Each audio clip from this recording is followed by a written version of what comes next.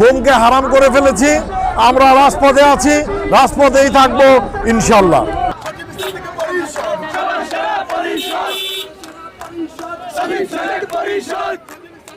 যেহেতু পালিয়ে গেছেন ওখানেই থাকেন, ওখানে বসে কোনো ষড়যন্ত্র করবেন না।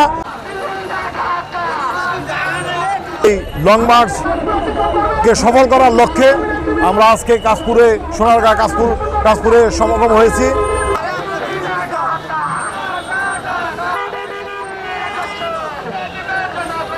আওয়ামী লীগ দোষরদেরকে বলতে চাই যে আপনারা ভালো হয়ে যান, এখনো সময় আছে। যুবদল খায়রুল ইসলাম সজীবের নেতৃত্বে আমরা যত প্রকার এই আওয়ামী লীগ তাবেদার সরকার যারা ছিল তাদের ষড়যন্ত্র মোকাবেলা করার জন্য আমরা প্রস্তুত। আসলে